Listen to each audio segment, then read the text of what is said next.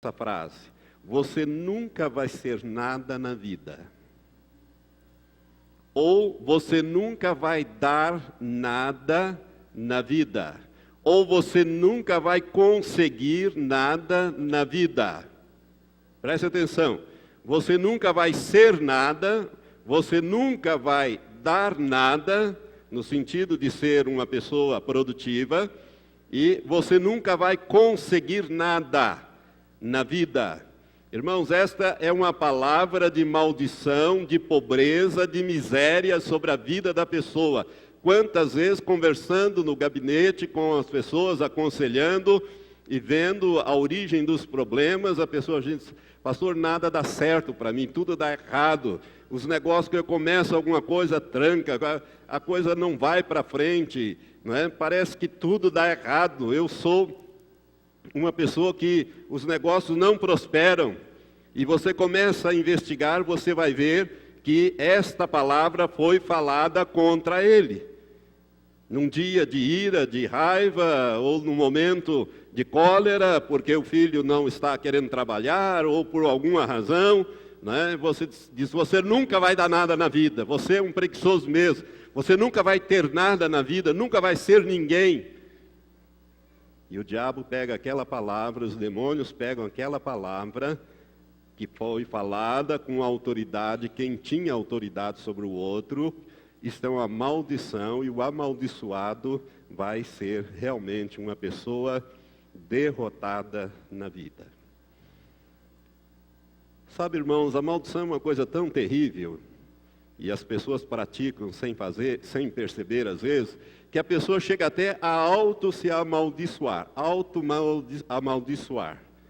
Eu vou dar aqui algumas frases que, quem sabe, você um dia tenha falado contra você mesmo. Por exemplo: eu sou uma besta mesmo.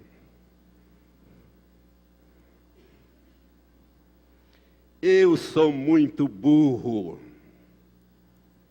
Eu sou um azarado mesmo.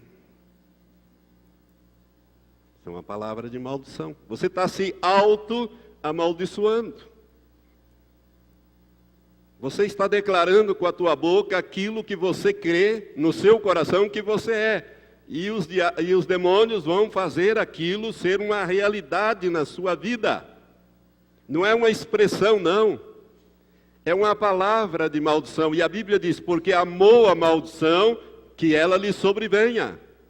Porque não desejou a bênção, que ela se afaste dele. Eu sou uma besta mesmo, eu já ouvi essa expressão. Eu sou burro mesmo, eu sou azarado, e vai por aí afora. Irmãos, uma mãe um dia, então, todos esses fatos que eu estou relatando são fatos verdadeiros. Algumas frases a gente colheu da experiência, outras a gente leu, né? Um dia uma mãe, num momento de raiva, de ira, tinha várias crianças pequenas, que tinham uns 3 ou 4 filhos pequenos, aquela escadinha um atrás do outro. Num momento de raiva, ela disse: vocês ainda vão me deixar louca, vocês ainda vão me mandar para o hospício. Sabe para onde que ela foi? Para o hospício, louca. Deu um esgotamento, o demônio entrou ali e ela ficou totalmente fora, como a gente costuma dizer, fora do ar. Ficou totalmente, enquanto não foi orado, revogado pelo marido, que tinha autoridade espiritual para revogar aquela palavra e determinar em nome de Jesus que aquele demônio saísse. Aquela pessoa não voltou ao normal.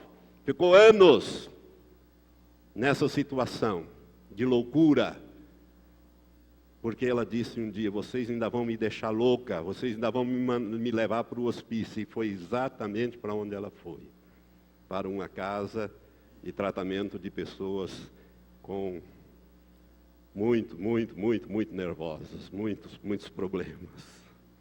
Sabe, irmãos, são auto-amaldiçoamento. Tem pessoas que amaldiçoam o salário, dizendo: esse salário é um salário de fome, isso é um salário de miséria, isso não dá para nada. Você está amaldiçoando o teu próprio salário. Puxa, pastor, mas eu não sabia que a coisa chega nesse ponto. O que sai da tua boca, irmãos, Jesus diz, tome cuidado, porque do coração, isto é, lá do íntimo do seu ser, procedem as saídas da vida e as saídas da morte também. A morte e a vida estão no poder daquilo que nós falamos. E aquele que bem administra a sua língua vai fazer o quê? Comer do seu fruto. Esse é um salário miserável, é um salário de fome. Você está amaldiçoando o seu próprio salário. Outros amaldiçoam a sua casa, dizendo, essa é uma casa, é uma tapera, é isto, é aquilo. E começa a amaldiçoar a sua casa, porque tem uma goteira, porque tem isso, que tem aquilo. Outros amaldiçoam o emprego ou o trabalho. Dá para falar bastante coisa aqui, né? Amaldiçoa o trabalho que ele tem, o emprego. Irmão, se você não está satisfeito no seu trabalho, você deve pedir a Deus um outro, né? Deus tem capacidade para te dar, para te colocar no melhor. Se quiserdes e me ouvirdes, comereis o melhor dessa terra. Mas não faça isto, não libere palavra de maldição contra o teu emprego, contra o teu trabalho.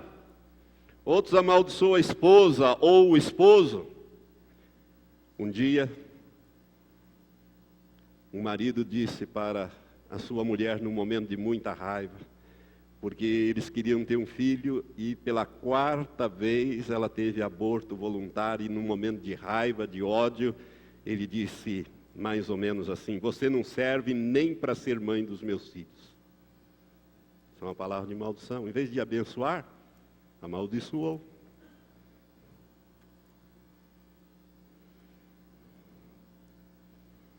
Às vezes o pai ou a mãe, isso aqui às vezes acontece muito com o pai. O pai fala para os filhos, às vezes até na mesa, no momento que devia ser um momento de alegria, né, de felicidade, o pai vira para o filho ou para os filhos e diz, você não vale nem a comida que você come. Ou como o brasileiro do interior diz, nem o feijão que você come. Você não vale nada, você não vale nem o que você come. Eu já ouvi essa expressão. Outros amaldiçoam o governo. Sabe, irmãos, você pode não concordar com aquilo que o governo faz, mas nós não podemos amaldiçoar o governo e nem os nossos governantes. Nós temos é que orar por eles e votar inteligentemente. Mas não devemos amaldiçoar o nosso governo, ainda que você não concorde com aquilo que eventualmente ele esteja fazendo. Criticar é uma coisa, e amaldiçoar é outra coisa. Outros amaldiçoam o próprio país. Esse país nunca vai ser nada. Esse país, e aí solta os palavrões. São palavras de maldição. Porque amou a maldição, que ela lhe sobrevenha. Porque não desejou a bênção, que ela se afaste dele. Eu dei aqui vários exemplos. Existem outros, mas por aí você já pode ver se realmente alguma dessas coisas um dia te atingiu. E se atingiu, é preciso ser rejeitado e preciso ser revogado, em nome de Jesus. Agora quero entrar numa área que vai ficar mais pesada e mais clara para você. São os espíritos familiares. Gostaria que você abrisse comigo, nós vamos ler nos 10 mandamentos, em Êxodo, capítulo 20, quando Deus deu, através de Moisés, o próprio Deus escreveu os 10 mandamentos. Deus, ele fala, no final do versículo 5, capítulo 20, versículo 5, Deus diz assim, porque eu, o Senhor teu Deus, Êxodo 20, versículo 5, a parte final diz, porque eu, o Senhor teu Deus, sou Deus zeloso, que visito a iniquidade dos pais nos filhos, até a 3ª e 4ª geração daqueles que me odeiam, que me desobedecem. e uso de misericórdia com milhares dos que me amam e que guardam os meus mandamentos. Outra versão diz, e uso de misericórdia até 1000 gerações com aqueles que me amam e guardam os meus mandamentos. Você achou? São os 10 mandamentos, faz parte dos 10 mandamentos. O que Deus está dizendo aqui? Ele está dizendo que Ele visita a iniquidade dos pais nos filhos. Isso, irmão, nos fala de espíritos familiares e maldições hereditárias. Coisas que nossos pais, nossos avós fizeram e que tem consequência na nossa vida e terá ainda até 3ª e 4ª geração. Deus disse, eu visito a iniquidade dos pais nos filhos até a 3ª e 4ª geração, mas também eu uso de misericórdia até com 1000 gerações, ou com os milhares que me amam, e que me obedecem, e que guardam os meus mandamentos. Vamos ler outra vez Deuteronômio, 5º livro da Bíblia, do Velho Testamento, Deuteronômio 30. Nós já lemos, mas eu quero voltar nele, porque Deus está falando uma palavra muito importante aqui. Deuteronômio capítulo 30, versículo 19. Vamos ler o versículo 15 e também o 19.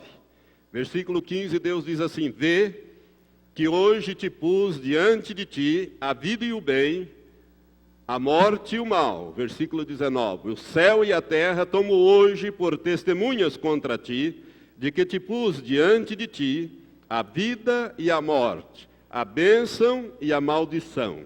Escolhe, pois, a vida, para que vivas tu e a tua descendência, amando ao Senhor teu Deus e obedecendo à sua voz e te apegando a Ele, pois Ele é a tua vida e o prolongamento dos teus dias. Até aqui. Irmãos, espíritos familiares.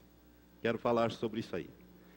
Pastor, o que são espíritos familiares? São espíritos que atuam sobre a família e que seguem os descendentes. Vai passando de uma geração para outra, fazendo a obra dele. Qual é a obra que Satanás faz? Roubar, matar e destruir. Vamos dar exemplos claros, conhecidos, para que você se aperceba do que nós estamos falando e do que Deus está falando na sua palavra. Todos nós conhecemos a família Kennedy. Primeiro, mortes violentas. Espíritos familiares que provocam mortes violentas. A família Kennedy é um exemplo claro disso. Não sei se você sabe, mas são 4 irmãos. 3 morreram, um ainda está vivo, o mais novo. O mais velho, Joseph Kennedy, morreu com uma morte horrível na Segunda Guerra Mundial. Ele foi estraçalhado por uma bomba. Pedaços para tudo quanto é lado. Era o filho mais velho dos Kennedys. O segundo e o mais famoso de todos eles foi o presidente John Fitzgerald Kennedy, que foi brutalmente assassinado com tiros na cabeça em Dallas em 1963. Todo mundo conhece essa história, não é verdade? O mundo inteiro conhece essa história, isso faz parte da história e é uma história terrível na vida dos Kennedys. Logo em seguida, o seu outro irmão, Robert Kennedy, resolveu se candidatar a presidente e num hotel, quando ele estava fazendo a campanha, quando ia chegando lá no meio daquele povo, um assassino chamado Shiran chegou e a queima-roupa o assassinou. Ele era o favorito nas pesquisas para ser o próximo presidente. Terceiro Kennedy morto violentamente.